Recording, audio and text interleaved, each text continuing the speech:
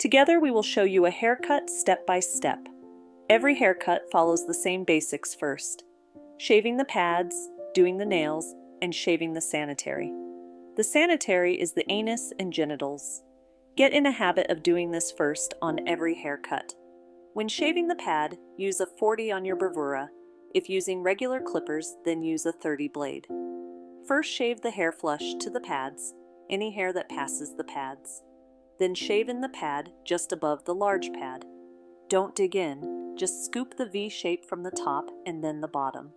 Do not dig in between toes because the skin is webbed there, but do shave tight above pads so it's easier to see nails.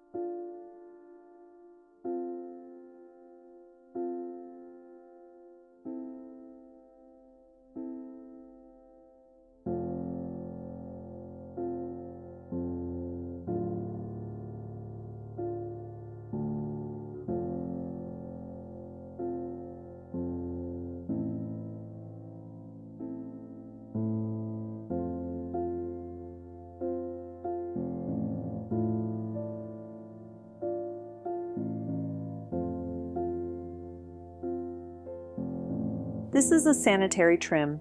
You use a number 10 blade or a 10 with your bravura. Never shave straight up or down the anus because the way the skin folds, you are more likely to nick them that way.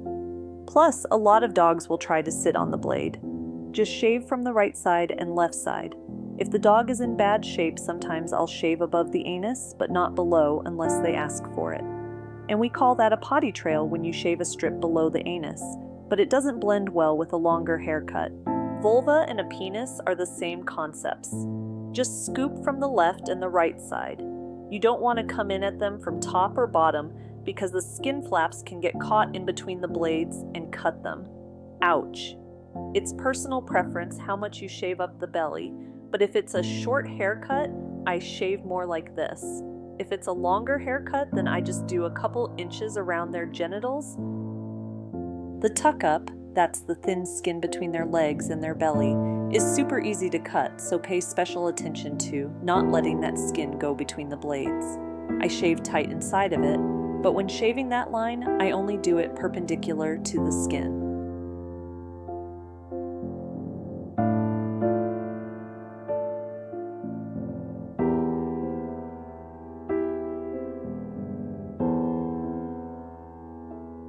Cutting nails gets easier with time. It is half science, half intuition. But everyone quicks a nail here and there. So always have your quick stop ready to apply as fast as possible if it bleeds. I pour a little quick stop in my lid of the container so I can just push it on the nail if it bleeds. The longer it bleeds, the longer it takes to clot, so be fast. Most people try and look at the color of the nail, but that is misleading. It's safer to go by the shape of the nail. When the quick stops growing in the nail instantly starts to get thinner and curve. You want to cut right at the hook in the nail. Cats have great nails for clipping if you have the opportunity to study their nails. Check them out. But be gentle with yourself and patient. To make nail clipping as comfortable as possible, you want to bend the leg in ways that feel natural.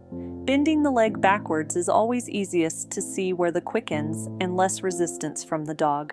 But sometimes you have to left the legs out or in front. Just remember, the more uncomfortable you make the dog, the more they will fight you.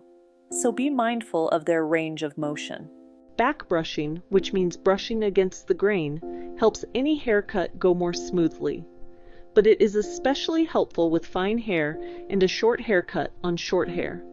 You can shave the full dog, then back brush and shave again if the coat is dense. Don't expect the first shave to be perfect. Start with the neck and body first. Do legs last. It is a good habit to have for when you go in autopilot and start shaving the legs before realizing they were supposed to be longer on that dog, haha. The clipper blade should be at a 45-degree angle. You will have to stretch and manipulate the skin to get a clean cut. There will be times you dig in with the blade while getting used to it, that it cuts too short. Just back brush that spot and stretch the skin tight and go over it again. Pay special attention to the tuck-up and the armpits. These areas cut so easy because the thin slit of skin can fall between your clipper's teeth. To prevent that, you must always cut them perpendicular to the skin flap.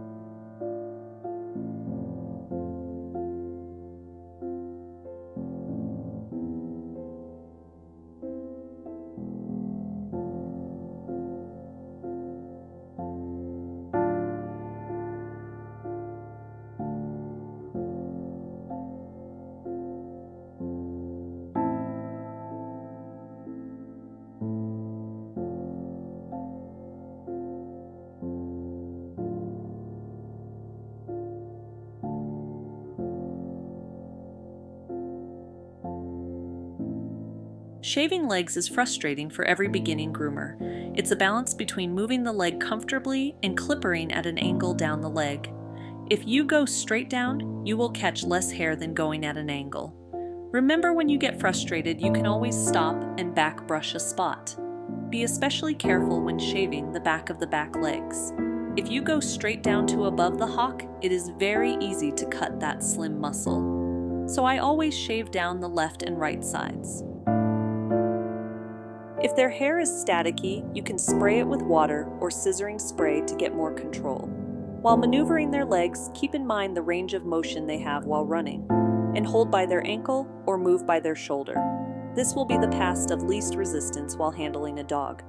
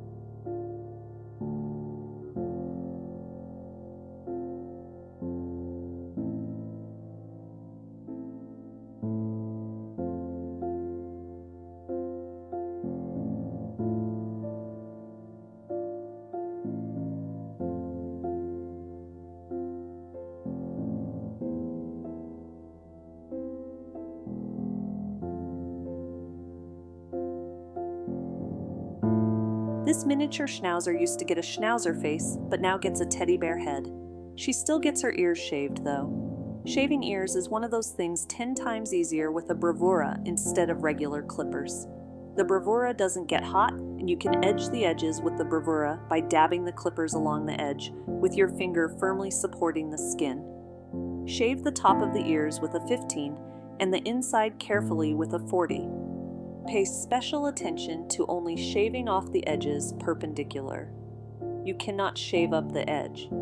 The skin will go in between blade teeth and cut the skin.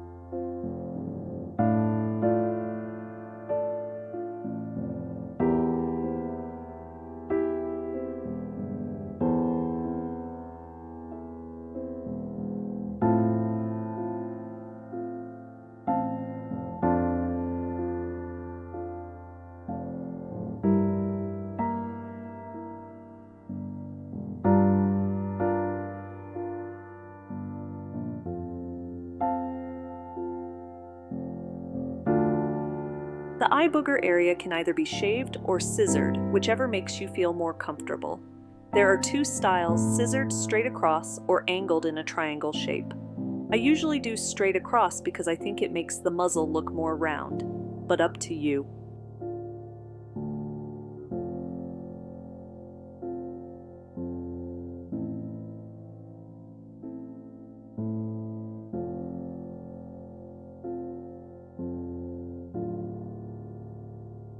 When scissoring feet, my rule of thumb is back brush if you used a blade on the body to make a tight foot. Comb down if you used a guard on the body to make a more round foot. Match the length you did on the legs and check the bottom when you're done.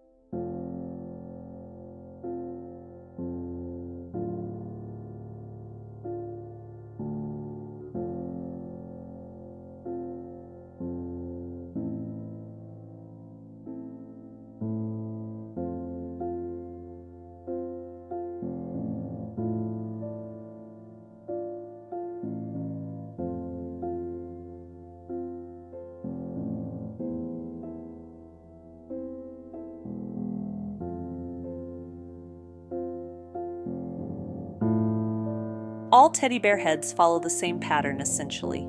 You can start with a 0 guard on small dogs and a C guard on big dogs until you get the eye to change it per dog.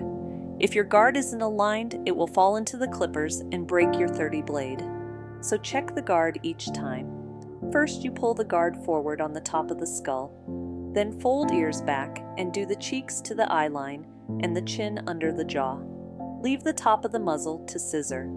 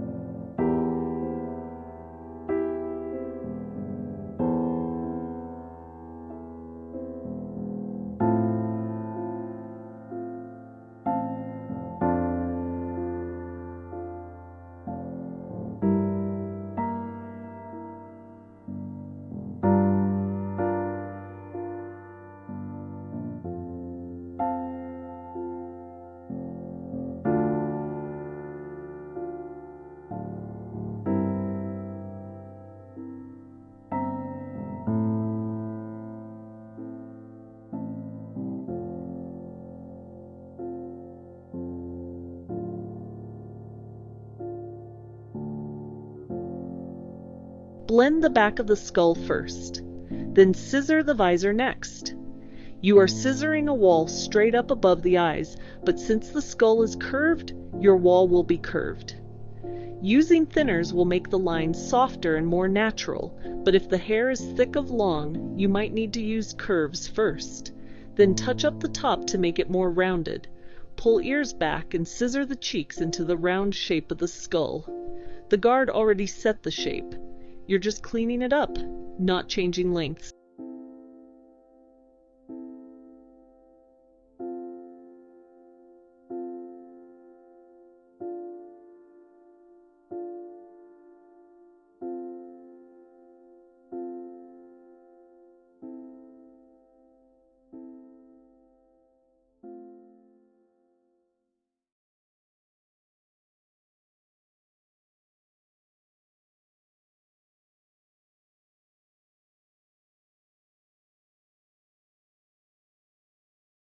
Next, scissor the jawline.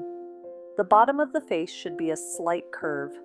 For the top of the muzzle, I comb it northeast and northwest, then round it up from the bottom up to the nostrils. I try to leave the hair from the nostrils to the eye line. That will make the muzzle look more lifted and happy.